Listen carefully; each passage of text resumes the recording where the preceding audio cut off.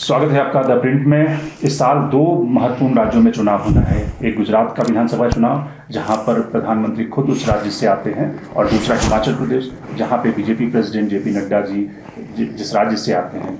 अब हमारे साथ हैं हिमाचल के मुख्यमंत्री जयराम ठाकुर जी। इनसे समझते हैं कि जो इन्होंने नारा दिया है कि रिवाज बदलेगा, इसके क्या मायने हैं और किस तरह से रिवाज बदलेगा। जयराम जी, बहुत बहुत स्वागत है आपका। आपने जो नारा दिया है कि रिवाज बदलेगा, क्योंकि हिमाचल में एक परंपरा रही है कि एक बार कांग्रेस एक बार बीजेपी, तो इस बार कैसे रिवाज बदलेंगे? देखिए, मोटे तौर पर हिमाचल प्रदेश में बहुत लंबे अरसे से एक ये दौर चला है कि 5 वर्ष के लिए एक पार्टी, 5 वर्ष के लिए दूसरी। और अब की बार हमने इस बात का जिक्र इसलिए किया है कि रिवाज देश में बदला है। अभी उत्तराखंड के चुनाव हुए, जब से उत्तराखंड बना था कभी सरकार रिपीट नहीं हुई थी। 5 वर्ष के बाद भाजपा की सरकार वहाँ पर रिपीट हुई और धामी जी वहाँ पर मुख्यमंत्री फिर से बने। और इसी तरह से उत्तर प्रदेश में 37 वर्षों में लगातार 5 वर्षों के बाद सरकार बदल जाती थी। योगी जी थे, फिर से योगी वहाँ पर जीत करके आए। और ऐसे में आप और भी देखेंगे, हमारा पड़ोस का राज्य हरियाणा है, तो हरियाणा में भी 5 वर्ष की सरकार पूरी होने के बाद भाजपा की सरकार 5 वर्ष के लिए फिर चुनी गई। तो रिवाज बदला है, पूरे देश में बदला। मणिपुर में, गुजरात में भाजपा की सरकार लंबे समय से, गोवा में। तो ऐसे में हमने कहा जब पूरे देश भर में रिवाज बदला है तो हिमाचल प्रदेश में भी रिवाज बदलेंगे। और अब की बार निश्चित रूप से जिस प्रकार से हिमाचल प्रदेश में हमने काम किया है, कठिन परिस्थितियों में काम किया है, ऐसी परिस्थितियों में विकास को गति दी है। और उसके आधार पर हम कह सकते हैं दावे के साथ कि हिमाचल प्रदेश में भारतीय जनता पार्टी की सरकार को फिर सत्ता में लाएंगे। इस चुनाव का, इस विधानसभा जो चुनाव है, इसका सेंट्रल थीम क्या है? आप किस सेंट्रल थीम को लेकर चल रहे हैं? अलग अलग राज्यों में बीजेपी अलग अलग एक्सपेरिमेंट करती है। इस चुनाव का सेंट्रल थीम क्या है? गरीब के करीब रह करके काम किया है। और हिमाचल प्रदेश में कुछ लोगों को यही लगता है कि वो बड़े लोग हैं, सत्ता उनके लिए बनी है, सत्ता वही चला सकते हैं, सरकार वही बना सकते हैं। तो इन चीज़ों को लेकर के मुझे सिर्फ यही कहना है कि हिमाचल प्रदेश में अब की बार हमने गरीब लोगों के लिए काम किया, गरीब की सेवा की है। और एक नहीं अनेक योजनाएं हमारी हिमाचल प्रदेश में ऐसी है जिन योजनाओं के माध्यम से गरीब लोगों को मदद हुई है। तो इसलिए गरीब के सहारे और गरीब लोगों के सहयोग से, गरीब लोगों की मदद से हम निश्चित रूप से हिमाचल प्रदेश में सरकार बनाएंगे। जब पिछले साल मैं आपसे मिला था तो उस समय बीजेपी का जो मोरल था थोड़ा सा डाउन था बाईपोल के बाद। अब आपको लगता है कि कार्यकर्ताओं में जोश आ गया है, चूँकि कई राज्यों में बीजेपी की फिर से सरकार बनी है और प्रधानमंत्री का जो कैंपेन शुरू हुआ, तो उससे कार्यकर्ताओं में, बीजेपी कार्यकर्ताओं में जोश है वो दोबारा सरकार को रिपीट करने के लिए? ठीक है, कई बार मुझे ऐसा लगता है कि कुछ बातें अच्छे के लिए भी होती हैं। मैं ये नहीं कह रहा हूँ कि चुनाव में हम नहीं जीत पाए तो अच्छा हुआ, ऐसा नहीं मेरा कहने का अभिप्राय। लेकिन जो जिस प्रकार के परिणाम उस वक्त जो चुनाव में आए थे, उपचुनाव में, एक तो बड़ा कारण उसमें यह रहा कि सहानुभूति और सहानुभूति के नाम पर ही चुनाव लड़ा गया, श्रद्धांजलि के नाम पर चुनाव लड़ा गया, उसके कारण उनको लाभ मिला। लेकिन अब की बार इस तरह की परिस्थिति नहीं है। और दूसरी बात, सबसे महत्वपूर्ण बात तो ये है कि अब की बार हिमाचल प्रदेश में कोविड के संकट के बावजूद भी हर जगह काम हुआ है, विकास हुआ है। और सामान्य परिस्थितियों में जितना काम हुआ है आज से पहले सरकारों में, उससे ज़्यादा काम हुआ है। तो ये एक अंतर है, लोगों के दिल दिमाग में बैठी है बात। और हिमाचल प्रदेश में हमने हर वर्ग को साथ लेकर के काम करने की कोशिश की, उसका भी एक अपना इम्पैक्ट है।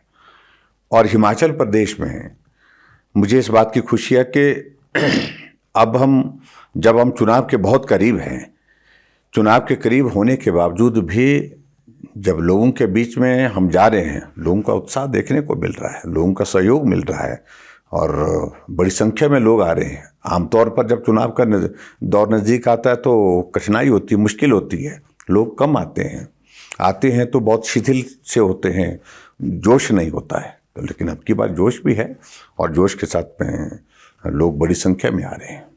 कांग्रेस का जो आप कैंपेन देख पा रहे हैं, क्योंकि ये पहला चुनाव होगा जब वीरभद्र सिंह नहीं होंगे, लेकिन कांग्रेस अभी भी उनके पोस्टर में वीरभद्र जी का नाम है, तो आप कांग्रेस के कैंपेन को कैसे देखते हैं? आपको लगता है कि कांग्रेस का कैंपेन गुटबाजी में बटा हुआ है, वो किक नहीं हो पाएगा?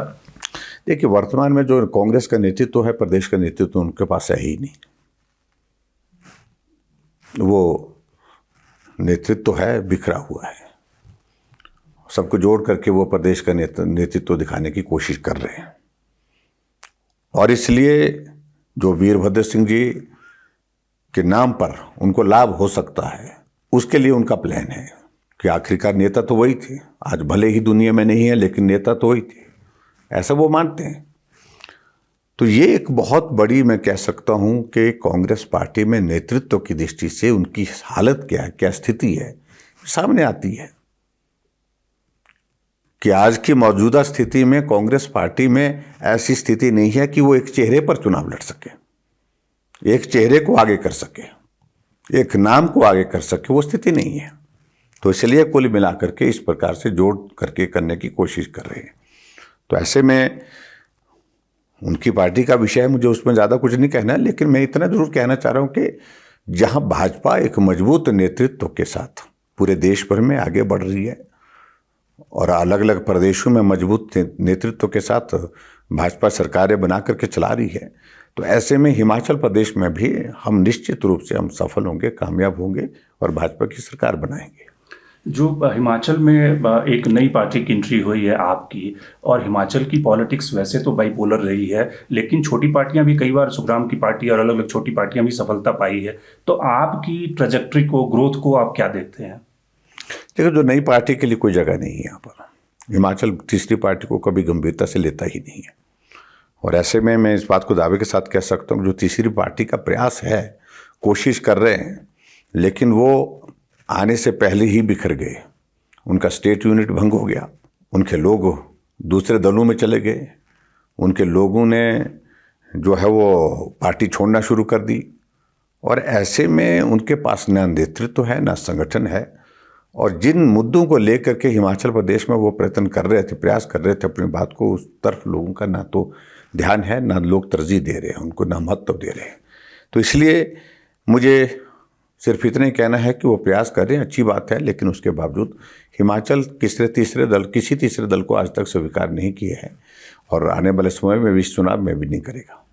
प्रधानमंत्री जी का बार बार इस बात पे जोर रहा है कि रेवड़ी जो कल्चर है वो पॉलिटिक्स में आगे नहीं बढ़ना चाहिए। दोनों पार्टियों ने, कांग्रेस ने भी रेवड़ी की घोषणा की है, आपने भी की है, आपने 125 यूनिट फ्री बिजली की बात कही है, तो कैसे आपको लगता है कि ये रेवड़ी कल्चर आपको डेंट तो नहीं करेगा? देखिए, मैं इस बात को बड़ा स्पष्ट करूं, राहत देना एक विषय है और हमने फ्री देने के लिए बात नहीं कही है।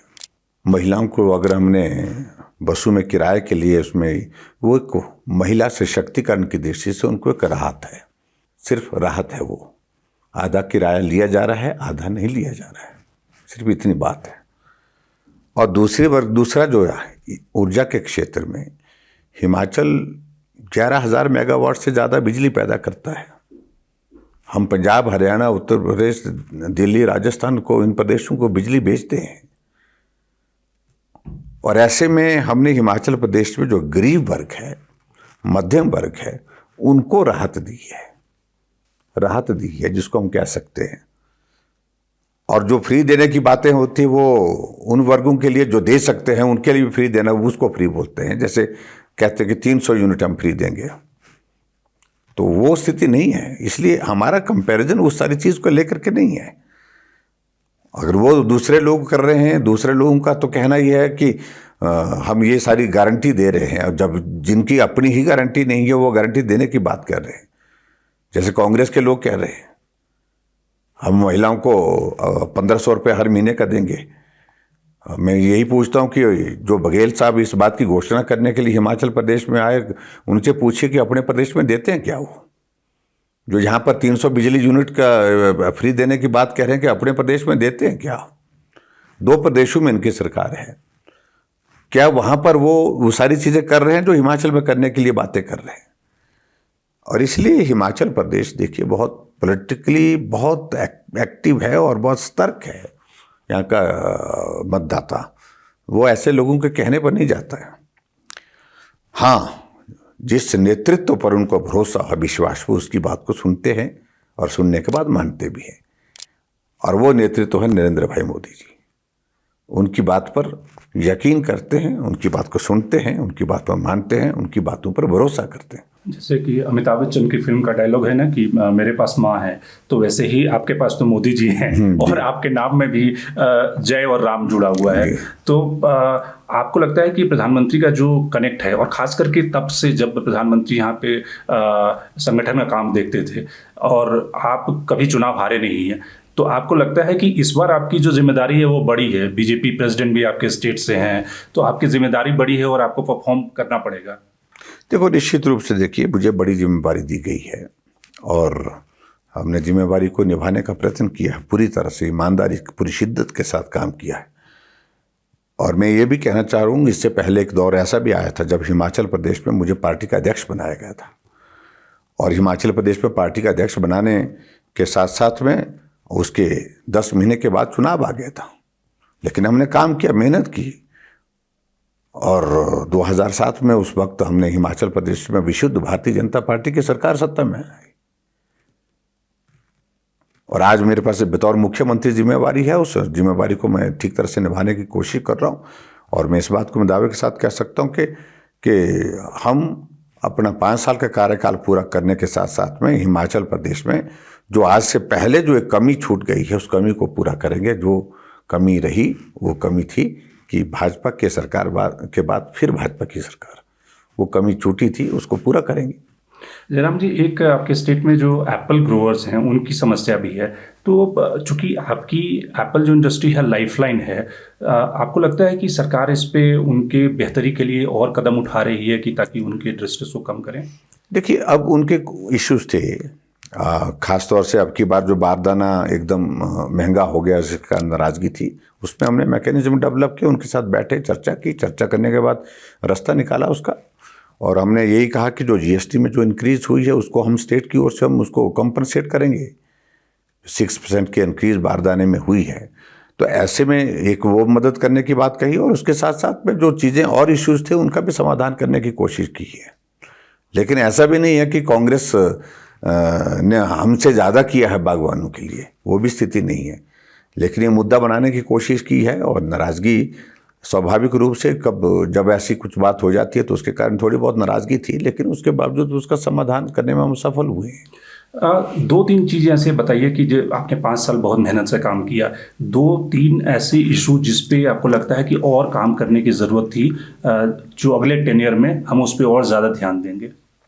देखिए, उसमें एक हमारा टूरिज़्म सेक्टर है जो कोविड के कारण बहुत प्रभावित हुआ, और हिमाचल की इकॉनमी को टूरिज़्म बहुत बूस्ट देता है, रोज़गार देता है। और उसमें जितना हम करना चाह रहे थे उसमें हम आगे बढ़े ज़रूर। हम नई राहें, नई मंजिलें, नई डेस्टिनेशन हम टूरिज़्म की डेवलप करने की दृष्टि से हमने एक योजना बनाई और उसके शुरू किए काम। हमने 2-3 जगह, हमने 3-4 जगह हमने तय किया है कि जो हमारी एस्टेब्लिश्ड टूरिस्ट डेस्टिनेशन है, वेल नोन टूरिस्ट डेस्टिनेशन हैं, उनसे हट करके कुछ और नए भी हम डेवलप करें। तो उसमें काम चला हुआ है, काम हो रहा है, लेकिन थोड़ा वक्त लगेगा उसके लिए। एक तो ये सेक्टर है जहाँ और बेहतर करने के लिए मुझे वक्त चाहिए था, वो वक्त कम मिला। और दूसरा हिमाचल प्रदेश की कनेक्टिविटी, कि देखिए अगर टूरिज़्म भी अगर हमने डेवलप करना है, यहाँ पर टूरिज़्म को बढ़ावा देना है, तो निश्चित रूप से कनेक्टिविटी इम्पॉर्टेंट है उसके लिए। चाहे वो बाई रोड कनेक्टिविटी की बात कहें, चाहे बाई एयर कनेक्टिविटी की बात। रेलवे कनेक्टिविटी का इशू अभी तक थोड़ा कठिन है क्योंकि उसके लिए और वक्त लगेगा। इन दोनों चीज़ों पर हमने काम किया है और रोड नेटवर्क को स्ट्रेंथन किया है। 4 लेन के काम जो बंद पड़े थे उनको हमने शुरू किया। वो शुरू होकर के 1 साल 1.5 साल के अंदर हमारे टूरिस्ट डेस्टिनेशन मैक्सिमम जो है 4 लेन के साथ कनेक्ट हो रही है। और दूसरा उसके पश्चात जो है बाई एयर कनेक्टिविटी, उसके लिए नया एयरपोर्ट, क्योंकि हमारे पास छोटे एयरपोर्ट है, हमने कहा कि बड़ा एयरपोर्ट चाहिए फुल फ्लैश, जहां बड़ा जहाज उतर सके। तो उसके लिए मंडी एक जगह हमने तलाश की है जिसकी फॉर्मेलिटीज़ काफ़ी आगे तेज़ी से बढ़ी हैं और उनको हम और तेज़ी से आगे बढ़ाने की कोशिश कर रहे हैं। और ये आने वाले समय के लिए हमारे कुछ लक्ष्य रहेंगे जहाँ पर हम काम करेंगे। और उसके साथ साथ में हम हिमाचल में जो इंडस्ट्रियल सेक्टर है, ख़ासतौर से ये जो बल्क ड्रग फार्मा पार्क की अगर बात कहूँ, ये एक ऐसा होगा जहाँ पर 20,000 लोगों को रोज़गार की संभावनाएं निकलेंगी। तो निश्चित रूप से उससे बहुत बड़ा लाभ होगा। और एक दूसरा जो है मेडिकल डिवाइस पार्क जो है वो हमने केंद्र से स्वीकृत करके लाए हैं और उसकी मुझे इस बात की खुशी है कि 350 करोड़ रुपए से ज़्यादा, लगभग 500 करोड़ तक जाएगा वो। तो उसकी सारी प्रोसेस शुरू हो चुकी है और वो यहाँ नालागढ़ में हमारे लग रहा है। तो ऐसी चीज़ें और भी हिमाचल पर प्राइवेट सेक्टर का इन्वेस्टमेंट और भी हिमाचल प्रदेश में आए ताकि हिमाचल को विकास की राह पर आगे बढ़ने के लिए प्राइवेट सेक्टर का भी कंट्रीब्यूशन मिल सके। तो ऐसी चीज़ों को करने की दृष्टि से अभी तक बहुत सारी चीज़ें करने को हैं। तो उन सारी चीज़ों को आने वाले समय के लिए ईश्वर चाहेगा तो निश्चित रूप से उनको पूरा करेंगे। जो एक हिमाचल आपके शासन को लेकर लोग कहते हैं कि जयराम जी तो बड़े अच्छे हैं, जयराम जी से कोई शिकायत नहीं है, लेकिन जयराम जी ब्यूरोक्रेसी को कंट्रोल नहीं कर पाए। ब्यूरोक्रेसी जो थोड़ी थी वो बात नहीं सुनती है लोगों की। ये सचमुच ऐसा था या थोड़ा आपका जो नेचर है उसके कारण ब्यूरोक्रेसी भी उसका फ़ायदा उठाती रही? देखो, ब्यूरोक्रेसी होती तो ऐसी है, इसमें तो दो राय नहीं है कि वो बातों में उलझाती है चीज़ों को। ऐसे कई जगह ऐसी स्थिति हमने देखी है। लेकिन मेरा ये भी कहना है कि किसी भी सरकार के बारे में मैंने ऐसा नहीं सुना। ये एक आम तौर पर हमने देखिए वीरभद्र सिंह की सरकार देखी, धूमल जी की सरकार देखी, अल्टीमेटली लोग ये शब्दों का चयन कर देते हैं कि चलती नहीं है, वे अफसर सुनते नहीं हैं। तो ये प्रचलित शब्द हैं, प्रचलित बातें हैं, ये सभी सरकारों के खिलाफ बोलते हैं। लेकिन उसके बावजूद मैं ये मानता हूँ कि अफसरों को हम धमकी दे करके, उनके साथ बदतमीजी करके, उनको गाली गलौज दे करके ही उनको चलाया जा सकता है, उनसे काम किया जा सकता है। वो मुझे लगता है कि एक टीम के नाते हमको काम करना होता है। हमने टीम के नाते काम किया है और जिन लोगों ने काम अच्छा नहीं किया उनको हमने फिर नज़रअंदाज भी किया है। उनको हमने सारे सिस्टम में वर्किंग के लिए उस तरह का स्पेस नहीं दिया है। तो इस बात को मानना पड़ेगा हमारे सब लोगों को भी। देखिए, अगर कुछ लोग, कांग्रेस के लोग इस बात का प्रचार करते हैं कि वीरभद्र सिंह जी ब्यूरोक्रेसी पर बड़ा हावी रहते थे, लेकिन एक बात मैं पूछता हूं कि हावी अगर रहते तो क्या वो सरकार को रिपीट कर पाए? नहीं कर पाए ना। जिन लोगों के बारे में कहते थे कि भाई, तो मैं उन सारी बातों पर टिप्पणी करना भी नहीं चाहता हूं, लेकिन लोग बोलेंगे तो बोलते रहें, लेकिन हमने ठीक तरह से काम करने की कोशिश की है। आपको जो कमीशन का अपॉइंटमेंट होना था उसको भी टालना पड़ा। लोगों ने कहा कि पीएमओ को उन्होंने चिट्ठी भेज दी, एनोनिमस चिट्ठी, उसके कारण आपको फैसला टालना पड़ा। देखिए, ऐसी चीज़ों को लेकर के इस प्रकार के कोई विषय नहीं था। उसमें कुछ नाम और एडिशन होने चाहिए, कुछ नाम में चेंजेस होनी चाहिए, ऐसी चीज़ों को लेकर के बात होती है। और इस तरह की बातें एक बार नहीं अनेक बार सरकारों में हुई है। इसलिए इसको उस तरह से ये कहने की आवश्यकता नहीं है। और एक निर्णय लेते हैं सरकार, कई बार कदम उठाते हैं, लेकिन उसके बावजूद उसको ठीक भी किया जाता है। धूमल साहब चुनाव लड़ना चाहते हैं, काफ़ी एक्टिव हैं वो अपनी कंस्टिट्यूंसी में। तो आपको लगता है कि धूमल साहब चुनाव लड़ेंगे तो फ़ायदा होगा बीजेपी को? देखिए, धूमल जी हमारे वरिष्ठ नेता हैं और उनके बारे में मेरी पार्टी निर्णय करेगी। केंद्र में केंद्रीय नेतृत्व निर्णय करेगी और उनकी महत्वपूर्ण भूमिका सदैव रहती है। उनका मार्गदर्शन भी हम लेते हैं, उनका सहयोग और आशीर्वाद हम सब लोग लेते हैं। वर्षों तक उनने पार्टी का काम किया है और पार्टी का केंद्र का नेतृत्व जो निर्णय करेगा तो वो हमको स्वीकार है। अंतिम सवाल कि इस हिमाचल चुनाव में आपको लगता है कि कांग्रेस की जो डायनेस्टिक पॉलिटिक्स है वो एक मुद्दा होगा, चूँकि प्रतिभा सिंह पीसीसी प्रेसिडेंट हैं, आप इस मुद्दे को उठा करके जनता के बीच में ले जाएंगे? फाइनल मैसेज क्या है? आपको लगता है कि कांग्रेस कहाँ पे कमज़ोर कड़ी उसकी कहाँ पे है? देखिए, कांग्रेस पार्टी का बहुत खराब वक्त चल रहा है इस वक्त पूरे देश भर में, और शायद ऐसा खराब वक्त कभी भी कांग्रेस के जीवन में नहीं आया।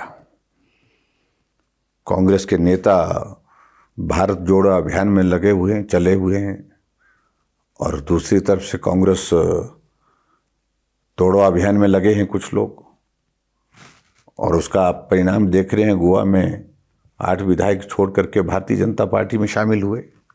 वो तो आप लोग सर जोड़ने नहीं दे रहे हैं ना उनके भारत छोड़ो को। चलो वो एक अलग बात है, लेकिन हमारी ओर से कोई उसमें दखल नहीं है उनकी पार्टी में। और उसी तरह से गुलाम नबी आज़ाद खुद आज़ाद हो गए। आनंद शर्मा अपनी बात कह रहे हैं।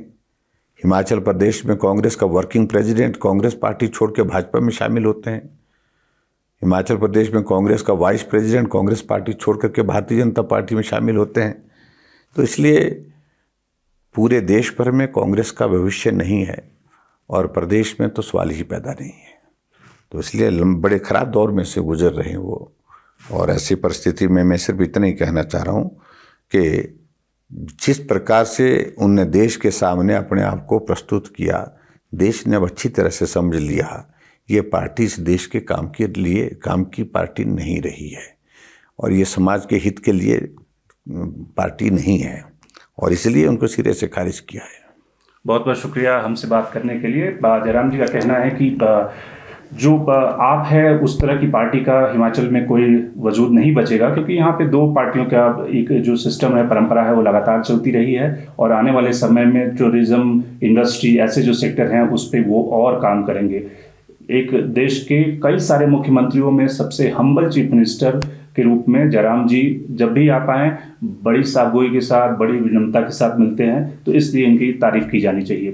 Shankar Animesh, the print, Shimla.